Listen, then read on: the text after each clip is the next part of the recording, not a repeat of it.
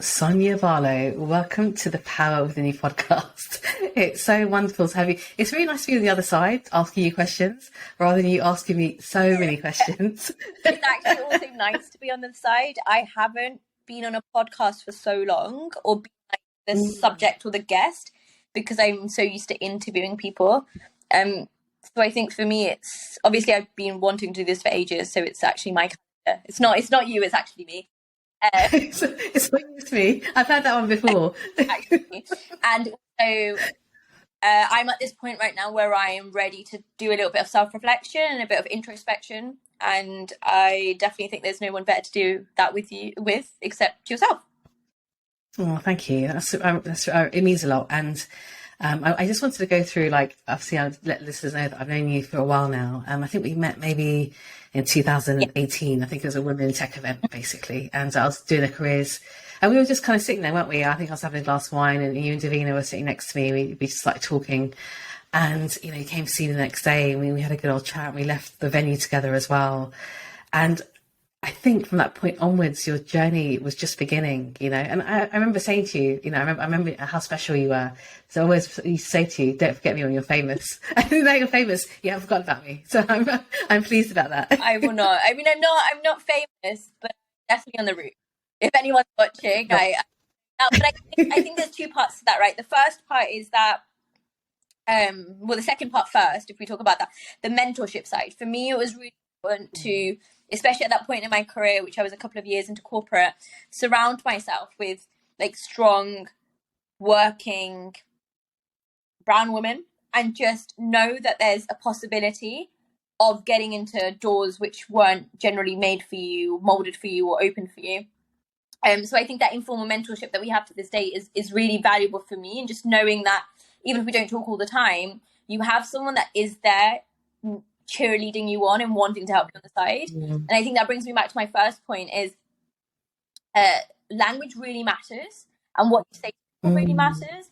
And I'm really blessed that most of my life, except like the toxic people, teachers, mentors, friends, people that I've met, have said there's something special about you. And I think because I've held on to that since I've been a kid, I've believed it myself.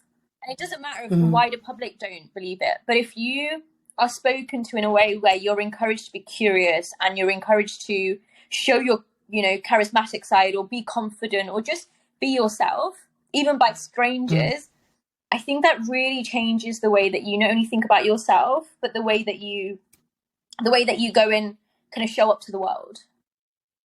Absolutely. And the thing is also, which, I admire about you, is that you are such a great ally. So when I've, been searching for stuff or publicity or whatever I need, and I don't even have to ask, you just recommend me for stuff. And I'm so appreciative of that as well. And raising my platform to speak as well. And you do that for so many people. And I think that's such a wonderful thing. And it shows that you really do, and you live by your values. LMF, like-minded females, you live by supporting other women, day to day. And I think that's a really admirable trait to have. And you do that going forward. And it's just like, because it's not just saying it, it's doing it, and you action it all the time. Yeah, that means a lot. Like I said, so we met in 2018, just for context for everyone listening. I left the corporate world at the start of 2020 and started LMF Network as a full-time business.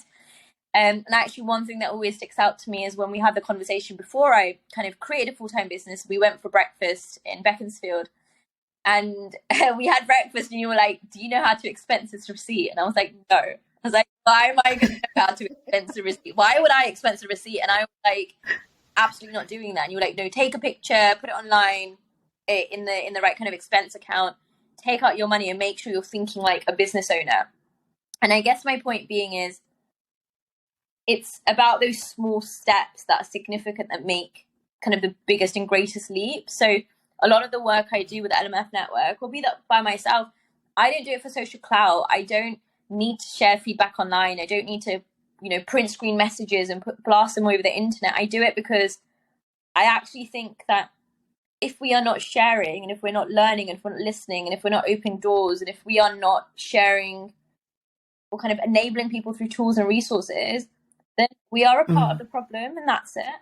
And I'm not trying to be a part of the problem, because I dealt with the problems in the corporate world for so long, not so long, relatively actually not that long in terms of other people's careers, but long enough for me that I was like, money is a great asset to have. Money is really important. But right now in my life, money is not my driver. Maybe that's because I have security or a little bit of privilege, not financial privilege for anyone watching. I don't come from privilege, but I have the privilege of knowing myself and knowing hustle and being an immigrant child and knowing that I will make money. But it's about impact and entrepreneurship and social good. And I guess leaving the planet a little bit better than when you came into it.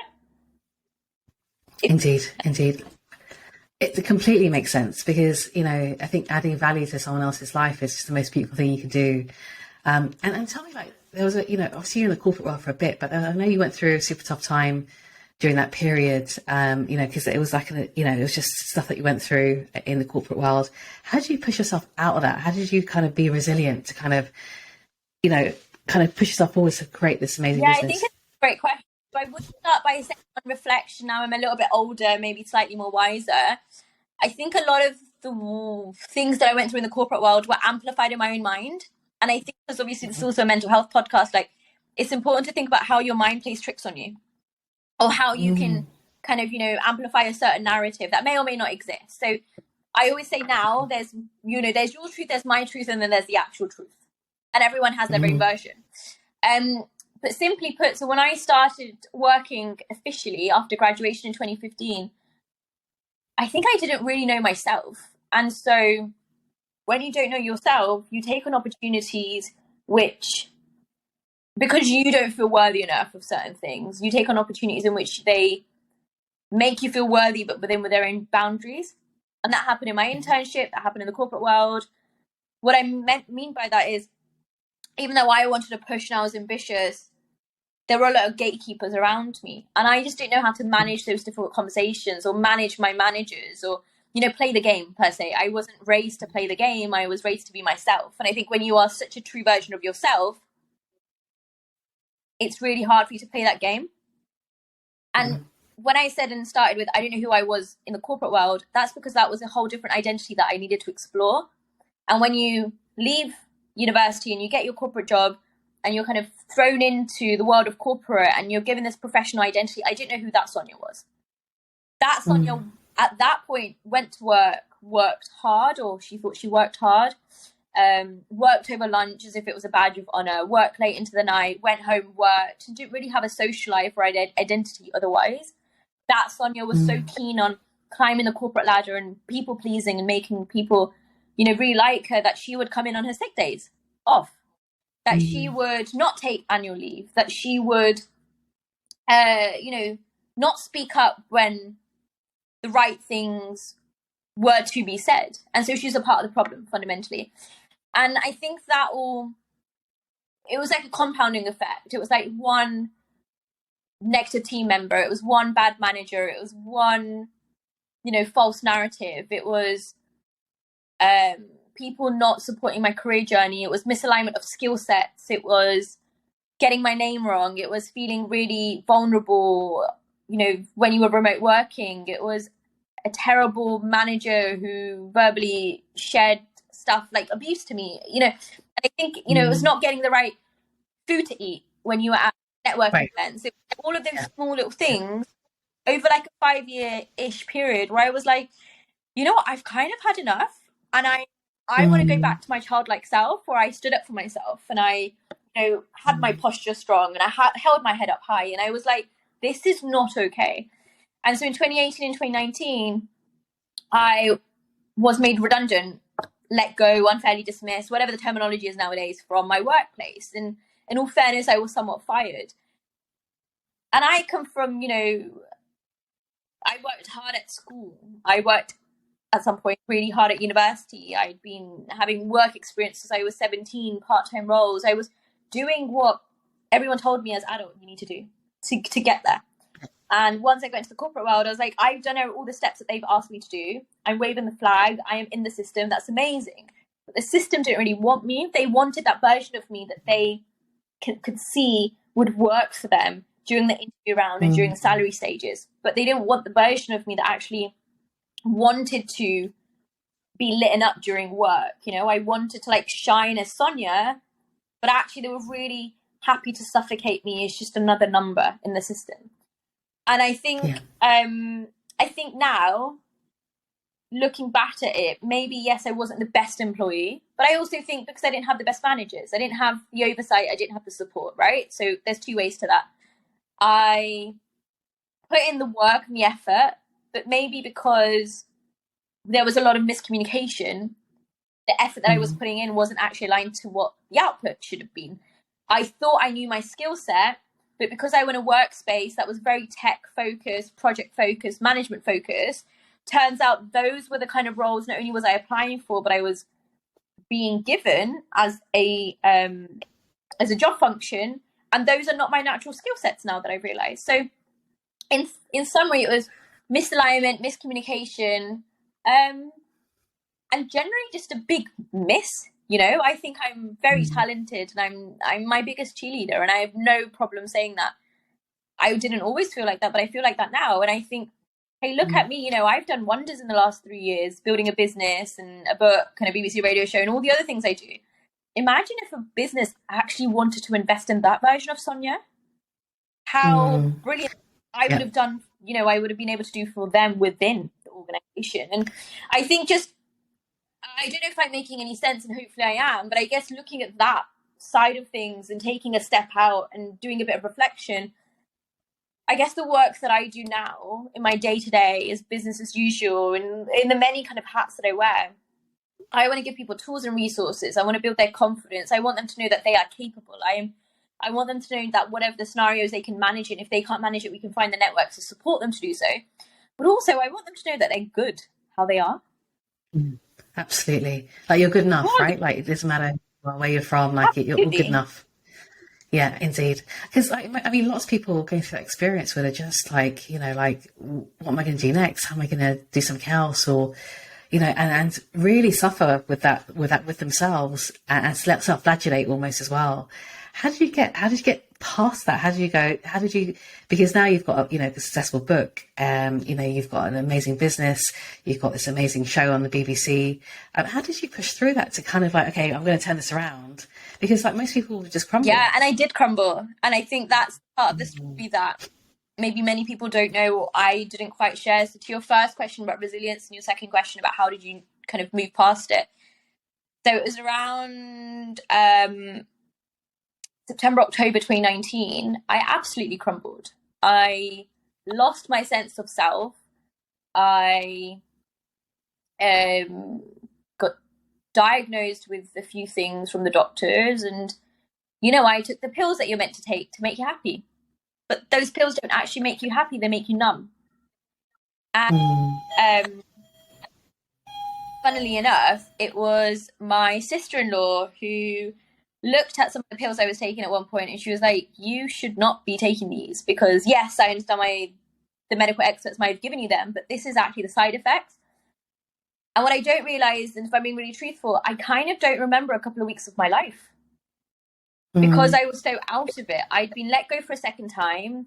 I've lost my salary. I've lost my stability. I've lost my sense of self, because when you're working, work is everything. That is who you are as identity. Yes, I had LMF Network in the background, which I started as a brunch club in 2018, which was great, but that wasn't a business. That was just a passion project, a side thing to meet people. So it had no actual business kind of, you know, underlining. It was never meant to be a business. It was just meant to be a bit of fun. And around that same period, I was on sick leave for a few weeks. I had chronic migraines. So I already have chronic migraines. I had a flare up. I didn't really like myself for a while. But it got to the point where today I can speak to you quite like fluently. It's completely fine. At that point, I started stuttering. I've never stuttered before in my life, and that really scared me. I was like, why is it not connecting? I couldn't go outside by myself. I couldn't even go to Tesco by myself. I had to have someone with me. And I think my point is that I became quite like insular, and I was a little bit like a turtle going back into my shell. And I have to give a lot of credit to my family, friends, mentors, even though they maybe don't realize it, or they don't remember it, or they don't recognize the impact that they had on my lives. I think it was just knowing that you've got a version of a support system that's good and they want to help you. And so slowly I started to come out of that. So I stopped the happy pills. I started enjoying myself again in a way that I wanted to. So that could be going on walks, that could be drinking tea, that could be going to the gym, that could be reading books, that could be binge watching, TV shows at that point. I spent a lot of time at home because I really love being at home and I have a very good relationship with my family. And I appreciate that itself is a privilege. And that's what I meant about privilege earlier in our conversation. And then I started applying for jobs. I was like, right, the only way I'm going to get out of this funk is if I get another job, because that's all I knew. And I applied for some great roles, and I was in the final round for this role, which was like 6 figures, and it was great, and it made a lot of sense. And then one day I kind of woke up and I was like, okay, well, am I going to make it 3 out of 3? Like, am I going to go back into the system that's kind of, spewed me out, if that's the right terminology? I don't know. I just make up words and phrases. It makes complete sense. Yeah, because someone's going to watch me and be like, not words. That's not words. It's fine. I own it at this point. But yeah, or am I going to give myself a chance? And so I very much took a step back. I wrote down all the skills that I thought I had. I wrote down the business kind of model that I think we could bring. I gave myself a timeline and I was like, right, you know what? I've got a little bit of savings. This is the time to give myself a chance because I don't know what the system has in store. I'm going to give myself 12 months. And what I'm going to do during these 12 months is I've started the LMF network as a brunch club in 2018. In 2019, we started doing events. Great. In 2020, I can do consultancy. I can use the skills that I was using in the workplace for myself. I can go do freelancing. I can do contracting, whatever it might be.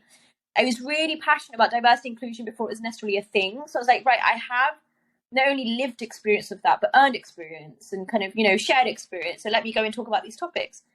Naturally, I'm a decent public speaker because at that point I was just a decent public speaker. I hadn't really done it.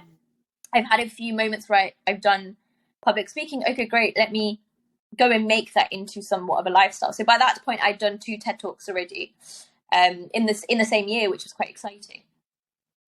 And then I thought, right, so what is my minimum? And I was like, what does success look like? And I thought, right, the first job that I ever had as a grad was 30 grand. So over the next 12 months, if I can make 30K, that is my version of success. And that was it.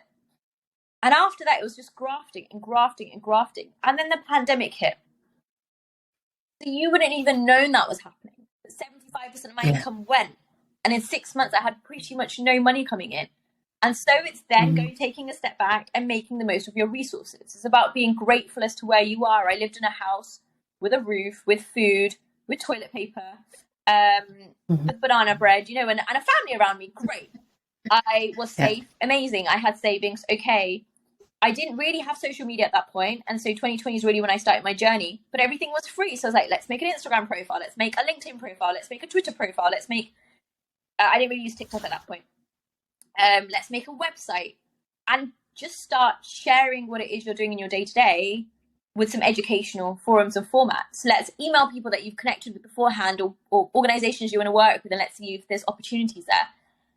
And I think that's just really what it was. So in summary, it was about presenting the best case opportunity for yourself, giving yourself a chance to breathe with some kind of a plan, thinking about your current situationship and how you can proactively make it better, focusing on your own skills and harnessing them, but also finding a solution. And I think a lot of the time when people fail, or when they go through something, or when they crumble, or when, they're thrown all these obstacles, they shy away from that failure experience. Whereas I think I'm really good at failing. I'm very good at it, right?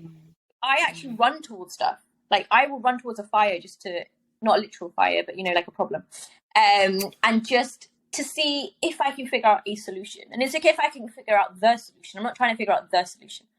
I'm trying to figure out many solutions along the way.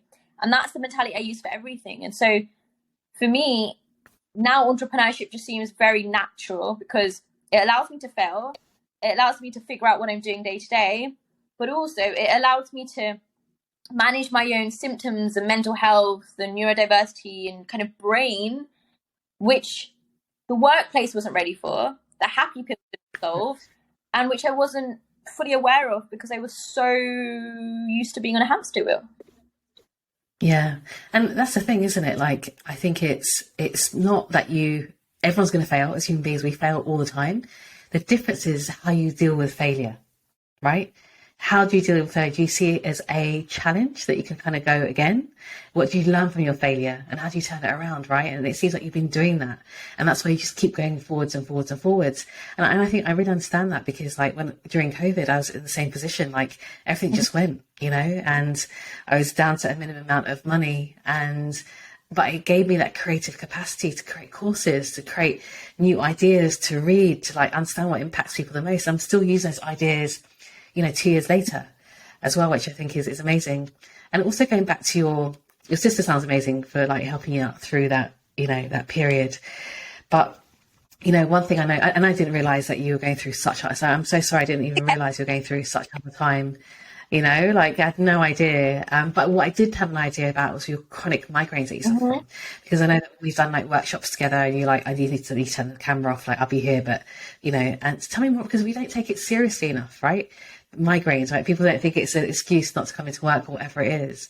I know that's been a big part of you, that Clay, that really has, affected you and affected your life. Yeah. I also didn't take it seriously. So for anyone watching, it's not a migraine. So, but once you suffer from a migraine and anyone's like, it's just a headache, take paracetamol, your brain literally feels like it's on fire. Like, that doesn't work. So I, ironically, started having chronic migraines when I started working, which I think is in the corporate world. Yeah, in the corporate world. Right. Unreal. Of timelines, and I didn't take it seriously either. So in the beginning, there were just strong headaches. But the problem is, I would try and work through them, and then my body started functioning and working through them, right? And that itself is quite a worrying thing. I think also, being a South Asian woman who has migraines, there's a lot of misdiagnosis. So the problem with chronic migraines is you have to diagnose it yourself. You have to find what your triggers are yourself. And yes, there's treatments available, but there could be 300 reasons as to why it happens. Also, they happen to flare up at a time where I was really trying to prove myself in the corporate world. And so I found it really hard to navigate or manage symptoms with success at work.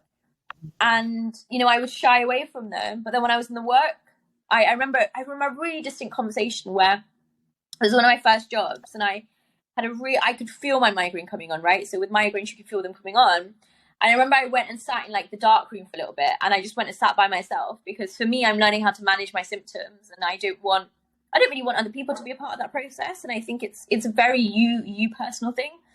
And my manager came to the side and she goes, the team are really talking about you and saying why you think it's okay for you to leave at 3:30 when the rest of us have to stay at 5. Or they're like, the team are really saying that you don't want to be a team player because you keep going off and like sitting by yourself.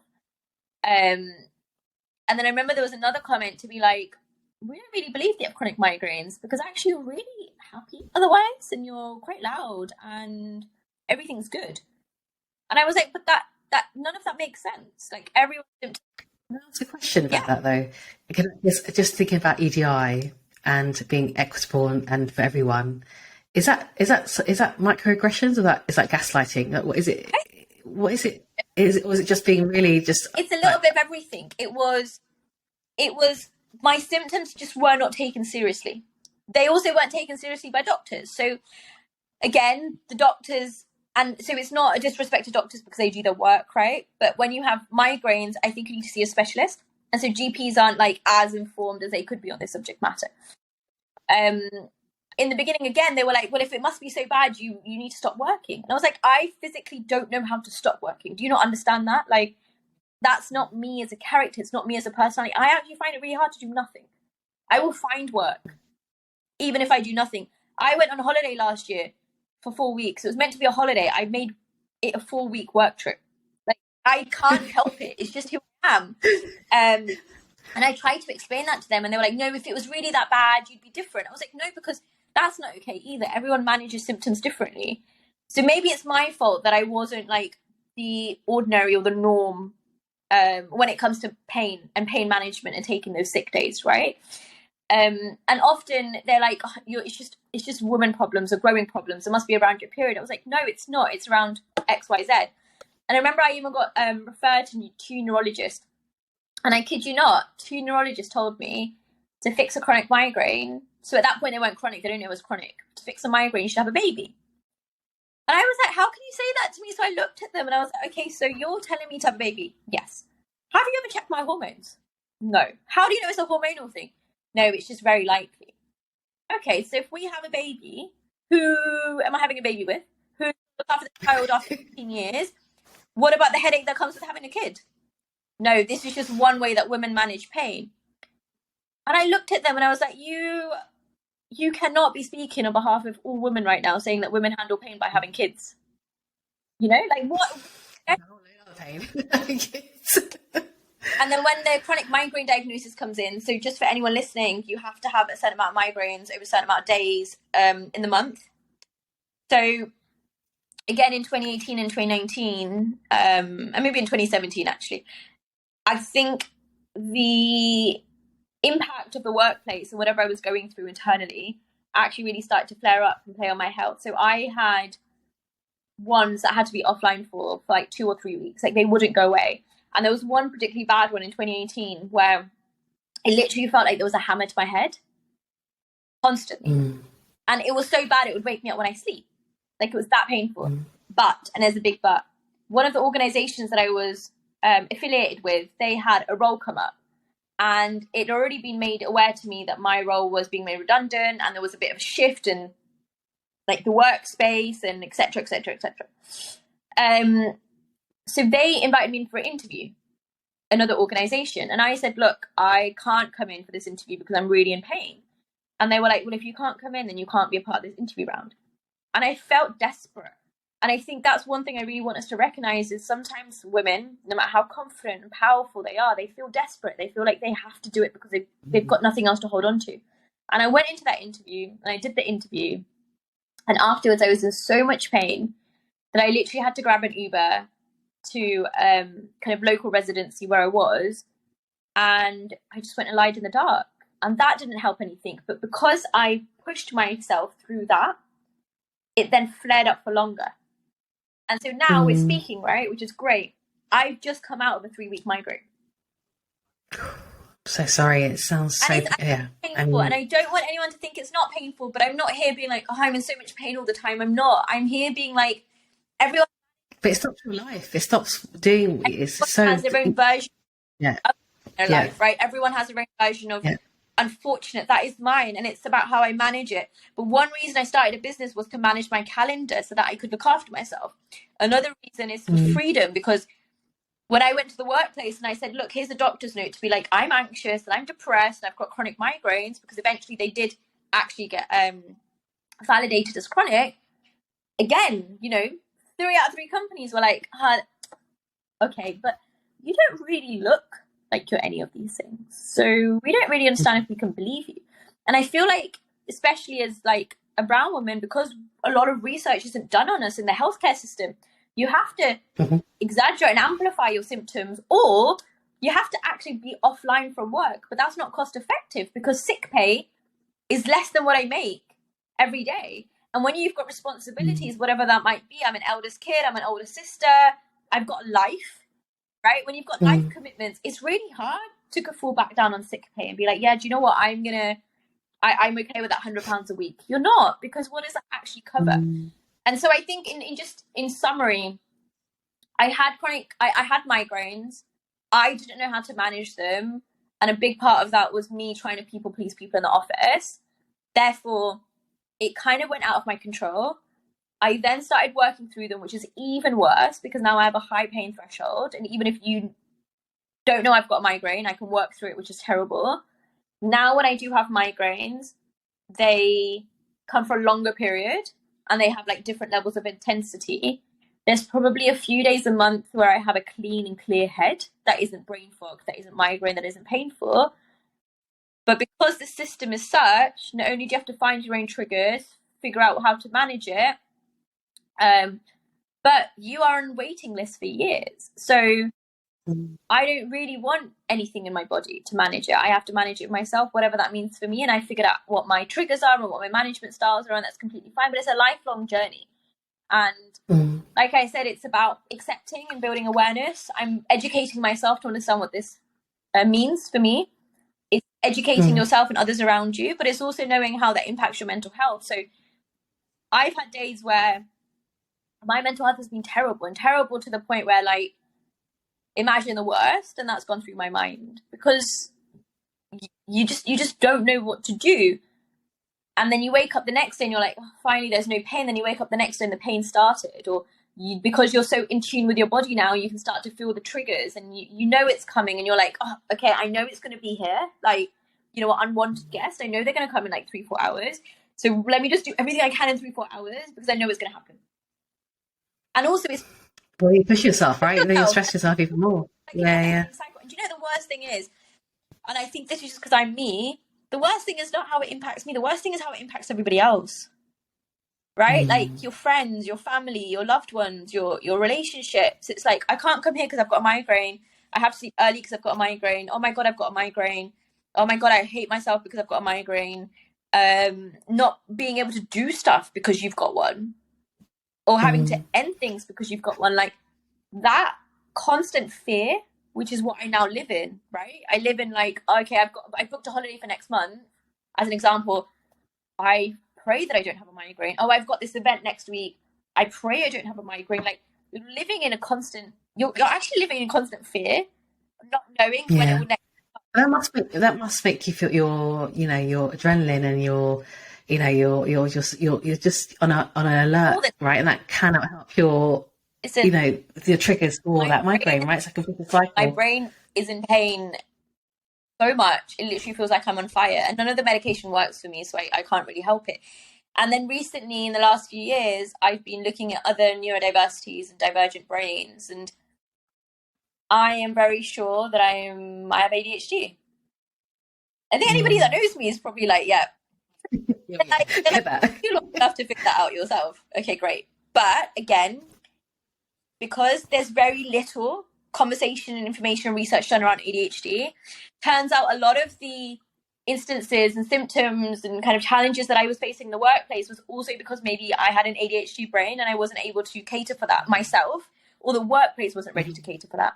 And so it therefore manifested in kind of more problematic ways, which definitely was not the case.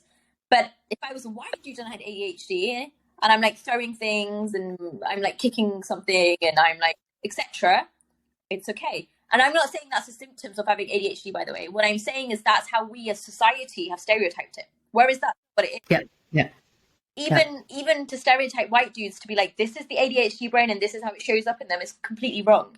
And so imagine if the stereotype is wrong for like white men who run the world, imagine what it's like for brown women who have just started, you know, making waves.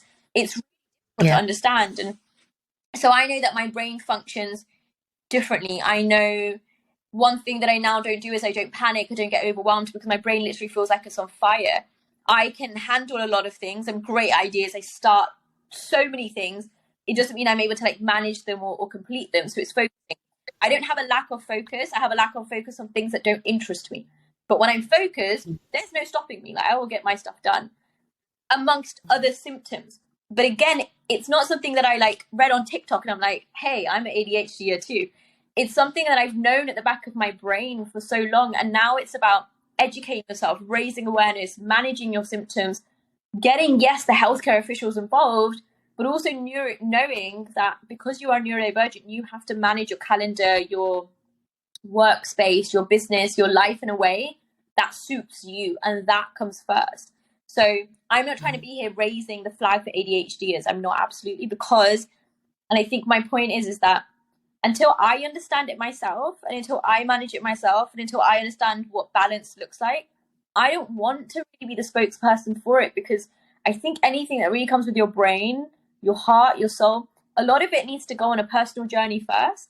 And maybe because at the same time, I'm very online right now, right? Like I have a public presence everywhere. Like you can Google me, I pop up, which is amazing. But that means that there's certain things that I need to keep to myself.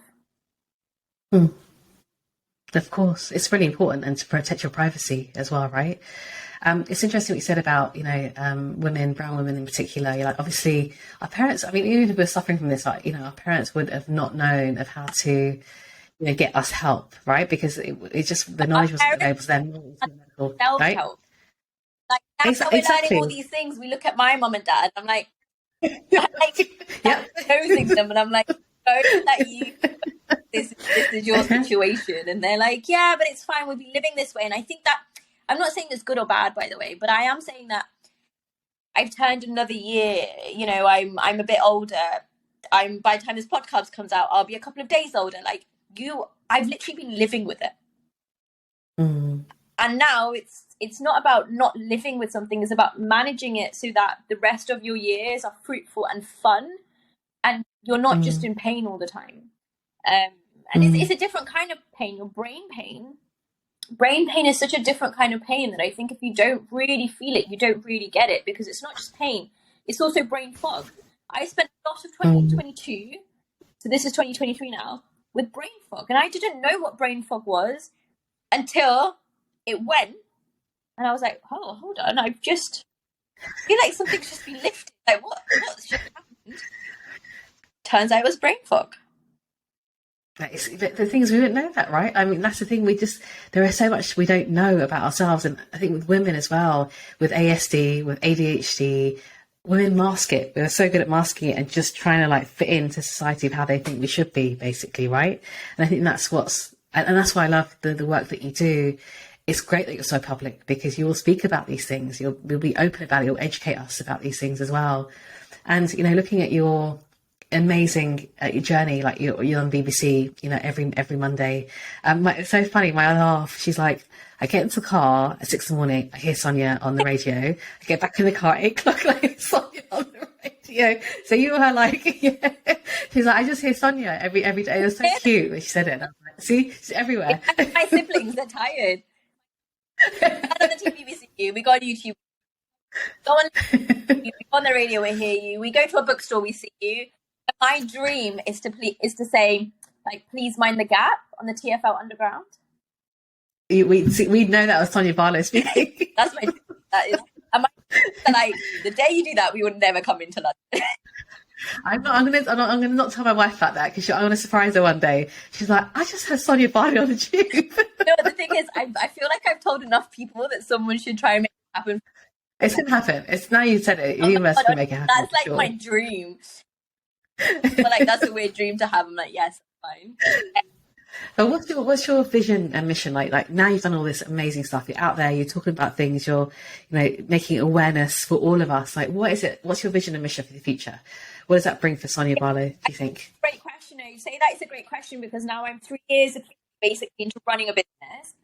I think after 3 years, firstly, first things first, I've survived, physically, mentally, spiritually, business, financially wise as well. The 90% of businesses fail within 5 years. So I think it's great that we're still here.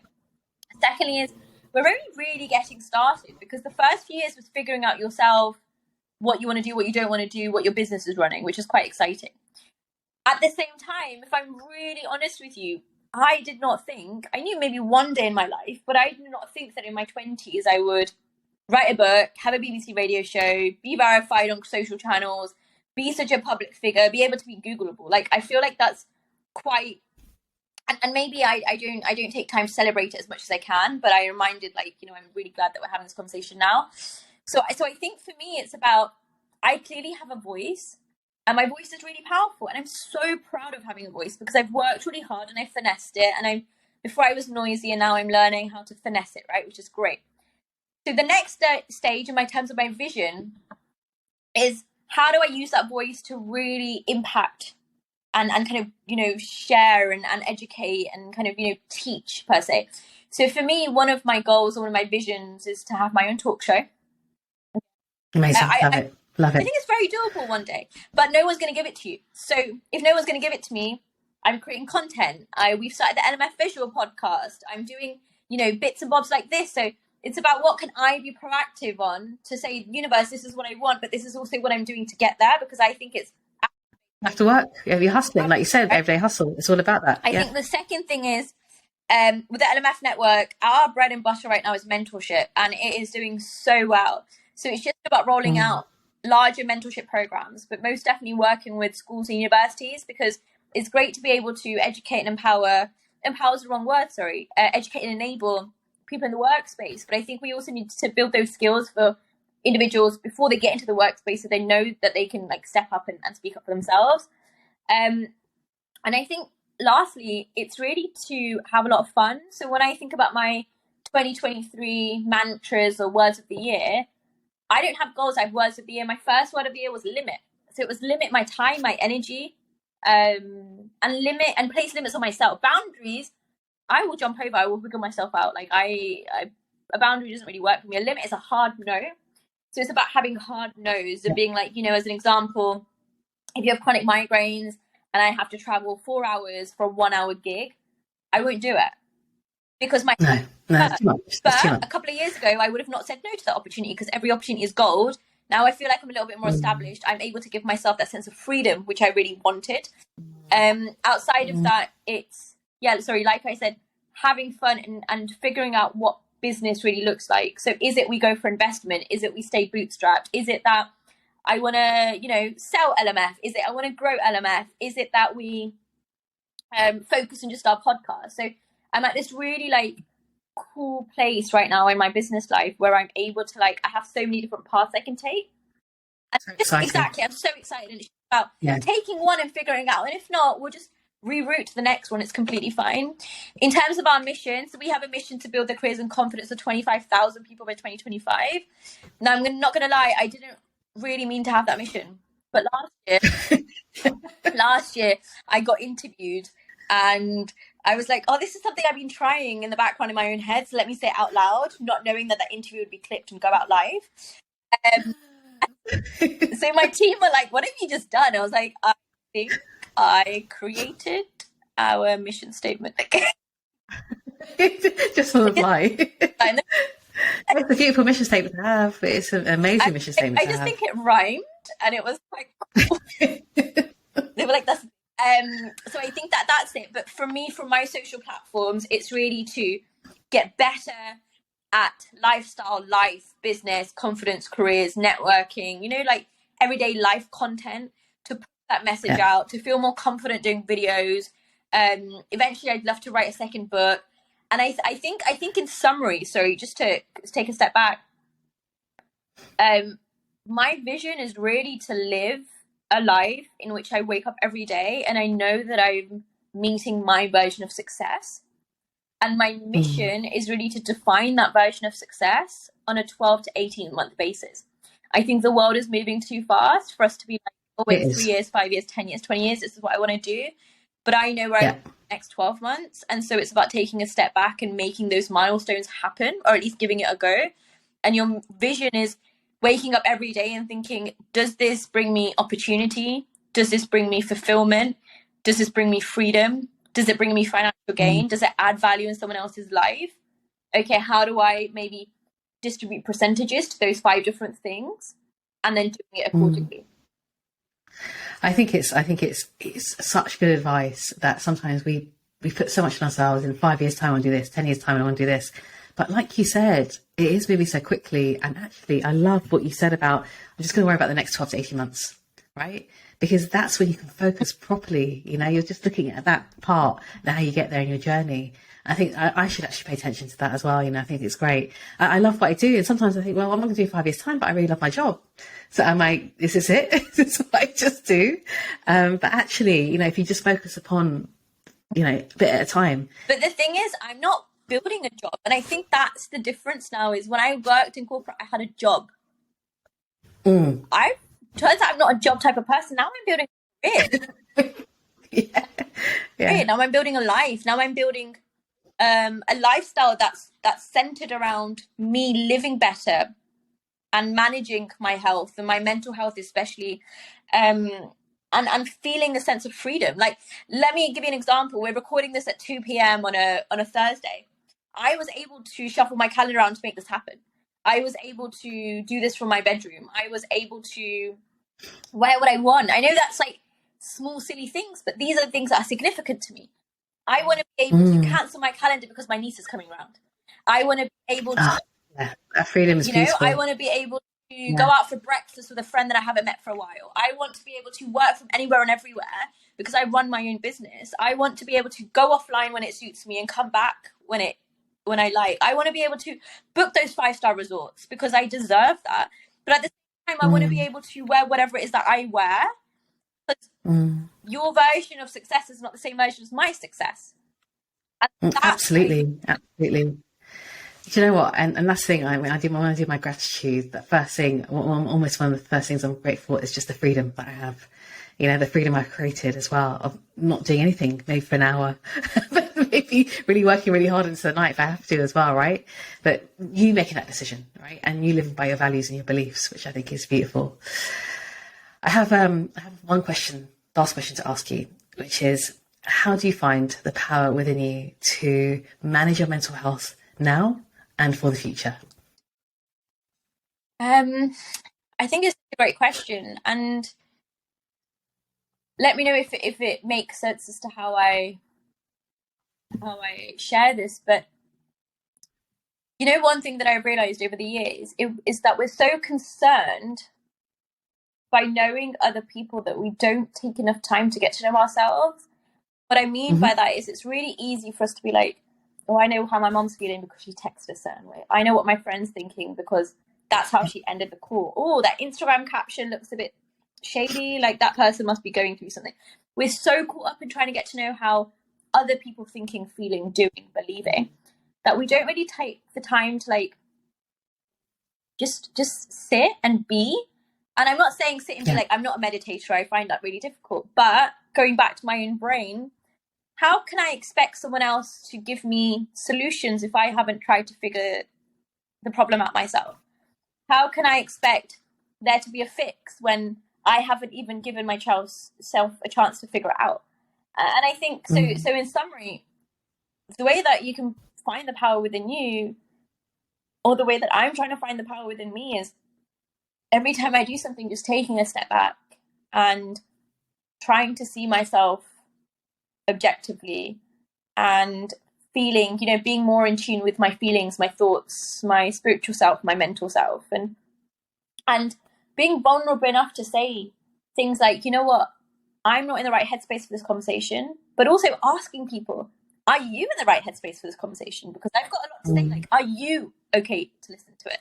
Limiting yourself in your version of activity, but also setting limits and being really clear on what good looks like to you. Because I think over the last few years, I've had bad friends, bad work situationships, bad stuff happening. But my version of bad is probably not your version of bad, and that's completely fine. But also, if you know that that's your version of bad, why do you let it back into your life? Yeah, absolutely. So you're getting in tune with yourself, aren't you, really? And I think that's really wonderful advice. It's a journey. It's a journey. And I love that you said that story. Is everything is a journey. It's like getting to know yourself. If you've spent, 30 years trying to get to know the world and people around you and be like so in tune with everything else, actually I want to spend another 30 actually knowing myself and loving myself. Like, I've come to a point where I really, really like myself. I really like myself, and I know people are going to be listening and be like, didn't you always like yourself? Actually, most people don't like themselves, which I just think is wild. But I actually really like myself, and I'm really proud of myself, and I feel like I'm becoming a better version of Sonya because I'm giving Sonya what Sonya needs, wants, and deserves, and I'm filling her cup first.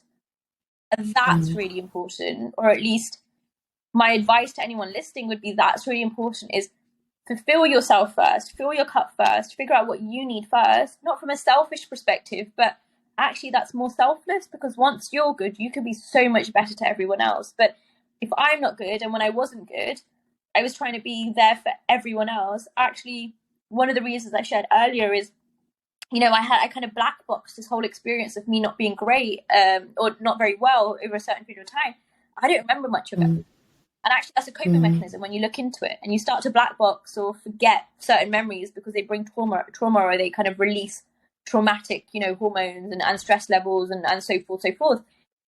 okay, well, one day I want to be brave enough to unlock that. Today's not that day, but I'm trying to get myself back there to be like, let's be brave and let's be confident, but not loudly confident, but quietly confident, and confident in yourself and your body, and knowing that whatever you're going through, be that pain or be that mental health and well-being or be that neurodiversity or be that your brain and your body's just functioning differently, just know that you have to be the first person that gets you out of that funk. Absolutely. It's actually been such a pleasure watching you and your journey over the last sort of 5 years. It's been like just amazing to see. I can't wait to see what happens in the next few years either, because I think it's going to be incredible. If you want to engage with the content or watch your content or engage with you, ask you questions, how can they get in touch with you? Anywhere and everywhere. Just Google it. Honestly, just go on Google and type in Sonya Barlow, and I'm really proud and privileged that I do pop up. But I think outside of that, so at Sonya Barlow UK, pretty much everywhere except TikTok, because someone took that name, so it's just at Sonya Barlow. Makes no sense, but whatever. They'll be trying to charge me for that name in a few years. I know. It's okay. I heard it here first. I know their tricks. So across all social platforms, Sonya Barlow, SonyaBarlow. hello@sonyabarlow.co.uk is my email address. You can find me pretty active on Instagram, LinkedIn, TikTok, and now YouTube. And generally, if you slide into my DMs, which I very much highly encourage, you will always get a reply back, but not straight away because I'm really bad with admin, but I'm honest about it now. But eventually you will get a reply back. So I look at everything, I listen to everything. You will always be acknowledged. That's brilliant. And I love that you said that, because it really does encourage people then to contact you and get to know the network as well as yourself. But Sonya, it was an absolute pleasure speaking to you today. Thank you so much for being on the podcast, and I really appreciate your time. Let's do this.